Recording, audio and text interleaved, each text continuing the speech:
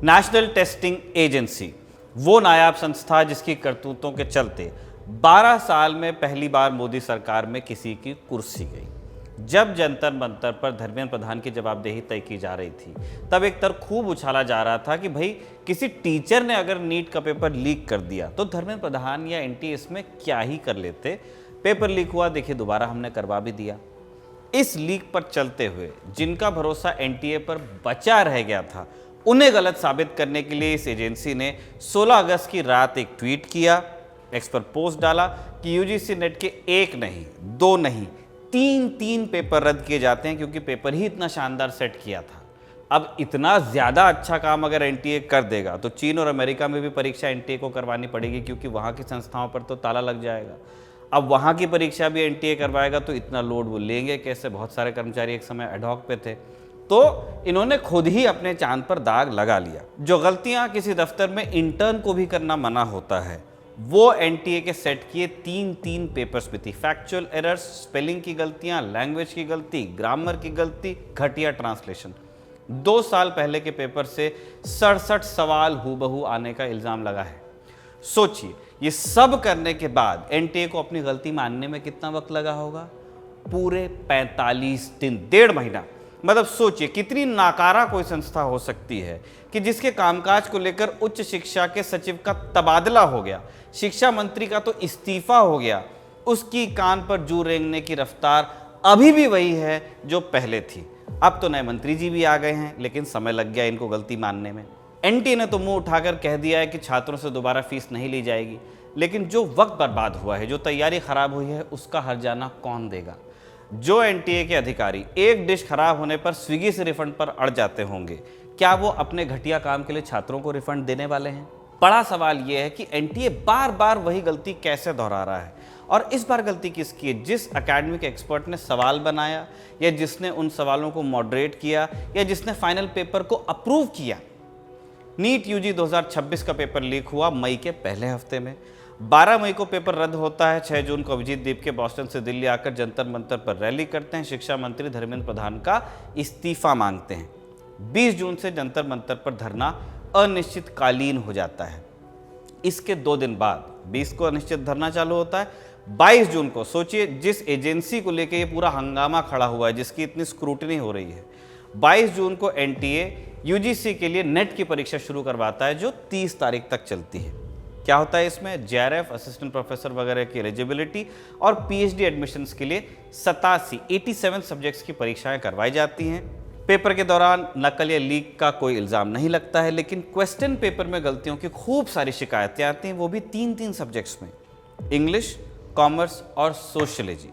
इसके पेपरों को लेकर अभ्यर्थी शिकायत दर्ज कराते हैं। इन शिकायतों को आप अगर सुन लेंगे तो आपको समझ में आ जाएगा कि हमने वीडियो की शुरुआत में एनटीए को नाकारा क्यों कहा था। कहना हमें काहिल भी चाहिए था, लेकिन काहिल सिर्फ जी चुराते हैं, तो हम उनको बदनाम नहीं करेंगे यहाँ लाके।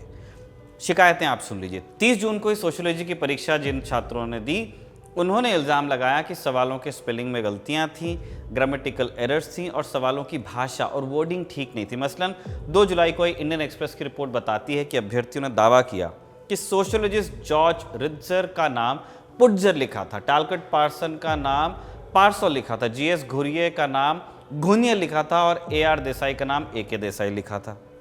इनके अलावा फिलोसोफर मार्था नुसबॉम का नाम नसबॉट और सोशल शब्द को ओवल लिखा गया था। ये सारी शिकायतें सोशियोलॉजी के एग्जाम को लेकर थी। 25 जून 2026 को इंग्लिश का एग्जाम हुआ, उसके पेपर को लेकर भी इल्ज़ाम लगे। उम्मीदवारों का दावा था कि क्वेश्चन पेपर में बड़ी संख्या में ऐसे सवाल थे जो 2024 में, यानी सिर्फ 2 साल पहले पूछे जा चुके थे। इंडियन एक्सप्रेस की रिपोर्ट के मुताबिक एक उम्मीदवार का दावा ये था कि इंग्लिश के कुल 150 सवालों में से 67 क्वेश्चंस 2024 के क्वेश्चन पेपर से हूबहू मेल खाते थे, और केवल सवाल ही नहीं, सवाल के साथ साथ उनके आंसर ऑप्शंस का जो सीक्वेंस था, जो ऑप्शन दिए जाते हैं ABCD, उनका सीक्वेंस भी सेम था। ऐसे ही आरोप 24 जुलाई को कॉमर्स के पेपर को लेकर भी लगते हैं। इन दावों के बाद उम्मीदवार क्वेश्चन पेपर की क्वालिटी और परीक्षा की इंटेग्रिटी पर सवाल उठाते हैं।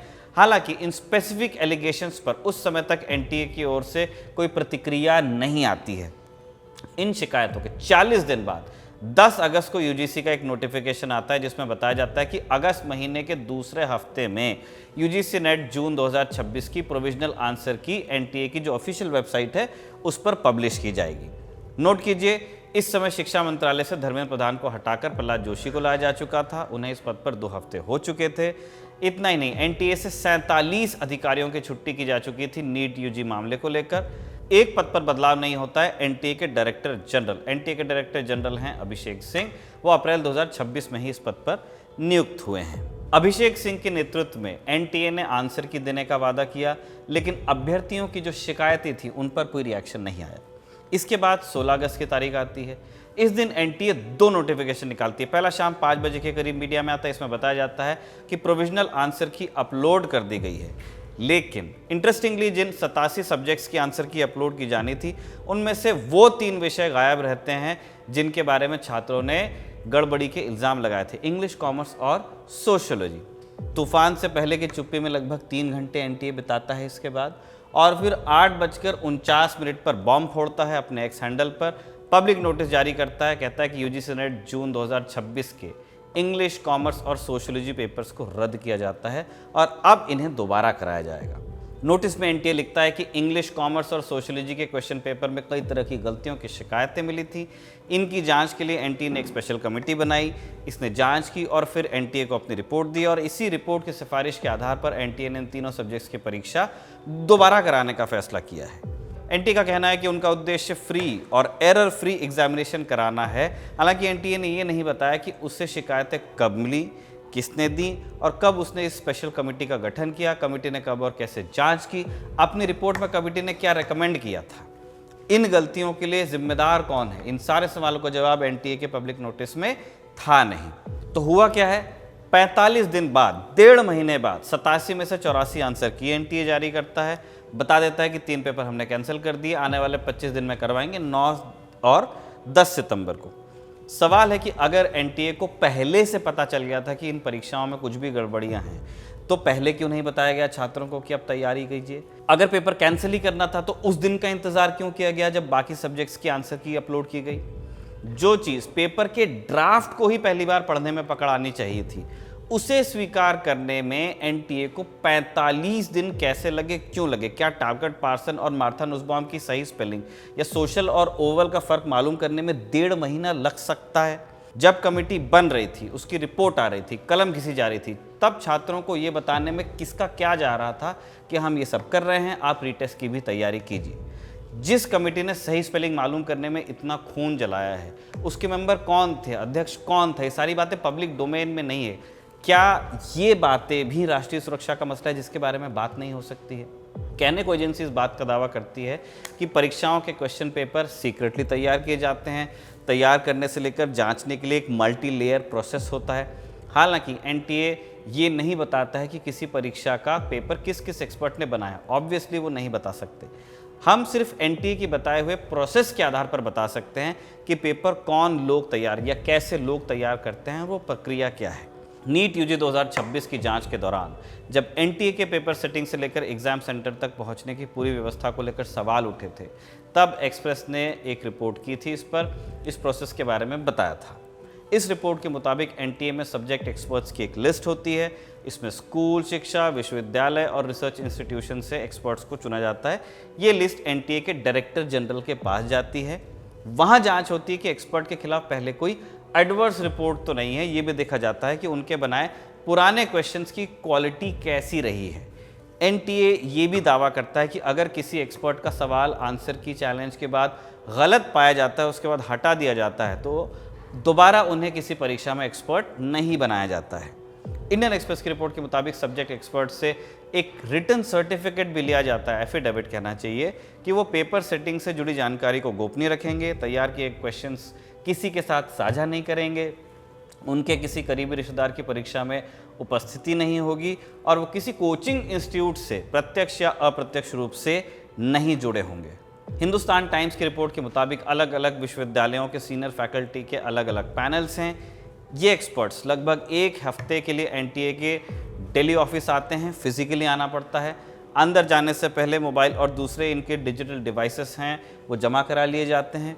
रेफरेंस बुक्स और एकेडमिक मटेरियल एनटीए कैंपस में ही इनको मिलता है और साथ ही एंट्री और एग्जिट पर सिक्योरिटी चेकिंग होती है या होनी तो चाहिए।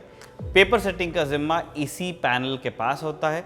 एक पैनल में 5 मेंबर होते हैं, एक कन्वीनर और 4 सब्जेक्ट एक्सपर्ट।